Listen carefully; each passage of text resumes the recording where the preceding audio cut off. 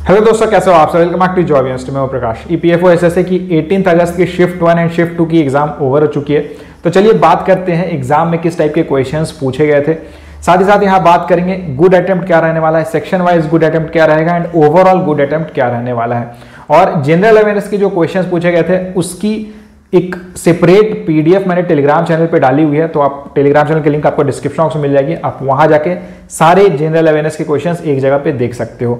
चलिए वीडियो को शुरू करते हैं। सबसे पहले तो ये जो एग्जाम कंडक्ट कराने वाले, पहले ही आपको पता था कि जो एग्जाम कंडक्टिंग एजेंसी है ये नेशनल टेस्टिंग एजेंसी यानी कि एनटीए है।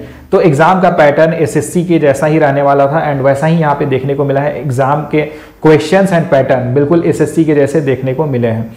हालांकि कंप्यूटर जो यहाँ पूछा गया था थोड़ा मॉडरेट था, तो उसके बारे में चलिए बात करते हैं सारी चीज़ों के बारे में। देखिए यहाँ कोई सेक्शनल टाइमिंग नहीं थी, लेकिन यहाँ पे एक फिक्स्ड सीक्वेंस थी जिसे आपको फॉलो करना था। यानी कि पहले रीजनिंग का पेपर आता, रीजनिंग के क्वेश्चंस जब आप अटेम्प्ट कर लोगे, जब आप उसे फाइनल सबमिट करोगे, उसके बाद ही आप नेक्स्ट सेक्शन में जा सकते हो।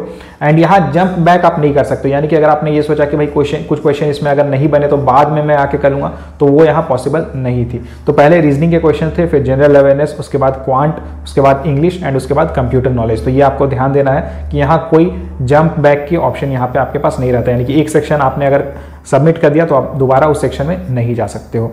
चलिए बात करते हैं शिफ्ट 1 कैसा था एंड शिफ्ट 2 कैसा था। सबसे पहले शिफ्ट 1 की बात करते हैं। तो यहाँ पे जो ओवरऑल पेपर था ये मॉडरेट देखने को मिला था। क्वांट में इजी टू मॉडरेट लेवल के क्वेश्चंस पूछे गए थे। 25 अगर आपने अटेम्प्ट किया हुआ है आउट ऑफ 30 क्वेश्चंस, तो ये गुड अटेम्प्ट रहने वाला है। रीजनिंग की बात करें तो रीजनिंग में इजी लेवल के क्वेश्चंस पूछे गए थे। 25 क्वेश्चंस अगर आपने यहाँ अटेम्प्ट किया हुआ है तो ये गुड अटेम्प्ट रहेगा। देन इंग्लिश की बात करें तो इंग्लिश भी इजी था। अगर आपकी इंग्लिश अच्छी है तब तो आपको 45 प्लस अटेम्प्ट करना चाहिए। अगर आपकी इंग्लिश थोड़ी ठीक ठाक है, वीक है, फिर भी आपके 40 प्लस अटेम्प्ट है, तो ये गुड अटेम्प्ट रहने वाला है। जनरल अवेयरनेस थोड़ा मॉडरेट था। जनरल अवेयरनेस एक्चुअली क्या होता है ना, जनरल अवेयरनेस बहुत ज़्यादा अनप्रिडिक्टेबल होता है क्योंकि इसकी सिलेबस बहुत ज़्यादा वास्ट होती है। तो जनरल अवेयरनेस में अगर आपने 15 क्वेश्चंस अटेम्प्ट किया हुआ आउट ऑफ 30 क्वेश्चंस, तो ये गुड अटेम्प्ट रहेगा। कंप्यूटर की बात करें तो कंप्यूटर में मॉडरेट टू हाई लेवल के क्वेश्चंस पूछे गए थे। अगर आपने 5 to 6 क्वेश्चंस भी अटेम्प्ट किया हुआ है आउट ऑफ 10 क्वेश्चंस, तो ये गुड अटेम्प्ट रहेगा। बट यहाँ पे आपको ध्यान देना है कि आप जो भी क्वेश्चंस आपने अटेम्प्ट किया हुआ है इसमें आपकी एक्यूरेसी अच्छी रहनी चाहिए। एटलीस्ट 95-96% आपकी एक्यूरेसी होनी चाहिए।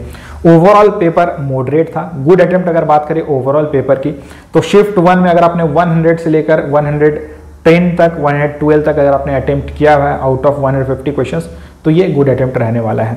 नेक्स्ट शिफ्ट की बात करते हैं, यानी कि शिफ्ट 2 की बात करते हैं। तो शिफ्ट 2 में रीजनिंग इजी पूछा गया था। 22 to 25 क्वेश्चंस अगर आपने अटेम्प्ट किया हुआ है तो ये गुड अटेम्प्ट रहने वाला है।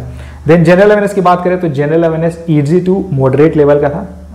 कुछ देखिए, अगर आपकी जनरल अवेयरनेस अगर आपने पहले से प्रिपरेशन किया हुआ है, एसएससी जैसे एग्जाम्स अगर आपने दिए हुए हैं, तो आपके लिए पेपर थोड़ा इजी रहेगा जनरल अवेयरनेस का। अदरवाइज ये मॉडरेट हो सकता है, आपके लिए हार्ड भी हो सकता है। तो अगर आपने 12 to 15 क्वेश्चन अटेम्प्ट किए हुए हैं तो ये गुड अटेम्प्ट रहने वाला है।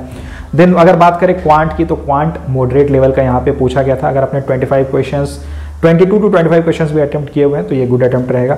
इंग्लिश की बात करें तो इंग्लिश अगेन शिफ्ट 2 में इजी पूछा गया था। तो अगर आपने 40 प्लस अटेम्प्ट किया हुआ है, अगेन अगर आपकी इंग्लिश अच्छी है तो आपने 45 प्लस अटेम्प्ट किया हुआ है, तो ये गुड अटेम्प्ट रहने वाला है क्योंकि 50 क्वेश्चंस थे इंग्लिश में और इंग्लिश बहुत बड़ा डिसाइडिंग फैक्टर रहने वाला है। कंप्यूटर की बात करें तो कंप्यूटर जो शिफ्ट 1 में जिस टाइप के क्वेश्चंस पूछे गए थे उससे थोड़े टफ लेवल के क्वेश्चंस शिफ्ट 2 में पूछे गए थे। मॉडरेट टू हाई लेवल के क्वेश्चंस पूछे गए थे। तो अगर आपने 3-4 क्वेश्चन भी अटेम्प्ट किया हुआ है आउट ऑफ 10 क्वेश्चन, तो ये गुड अटेम्प्ट रहेगा। ओवरऑल अगर बात करें तो शिफ्ट 2 भी मॉडरेट लेवल का था। एंड यहाँ अगर आपने 110 प्लस क्वेश्चंस अटेम्प्ट किए हुए हैं आउट ऑफ 50 क्वेश्चंस, तो ये गुड अटेम्प्ट रहने वाला है।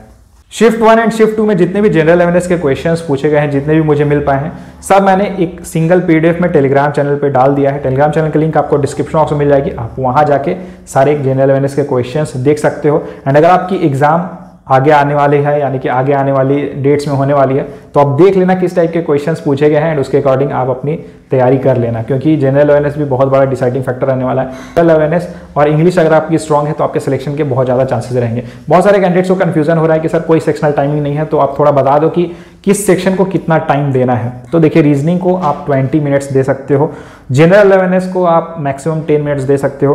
उसके बाद क्वांट की बात करें तो क्वांट डिपेंड करता है कि आपको क्वांट कैसा लगता है। अगर आपको टफ लगता है तो आप उसके लिए 35 मिनट्स दे सकते हो, और आपको ईजी लगता है तो आप 30 मिनट्स में पूरा करके निकल सकते हो। इंग्लिश की बात करें तो इंग्लिश में आपको 30 मिनट्स देना होगा, क्योंकि क्वेश्चंस ज़्यादा है, 50 क्वेश्चंस रहेंगे। एंड कंप्यूटर में आप 5 to 10 मिनट्स दे सकते हो। बाकी आप अपने अकॉर्डिंग डिसाइड कर लेना कि किस सेक्शन को ज़्यादा टाइम देना है, किस सेक्शन को कम टाइम देना है। और आप कमेंट करके जरूर बताना अगर आपने आज एग्जाम दिया हुआ है, यानी कि 18 अगस्त को शिफ्ट 1 या शिफ्ट 2 में एग्जाम दिया, तो आप कमेंट करके जरूर बताना कि आपने किस शिफ्ट में एग्जाम दिया हुआ है, और साथ ही साथ आपने टोटल कितने क्वेश्चन अटेम्प्ट किए हुए हैं। Thank you and all the best.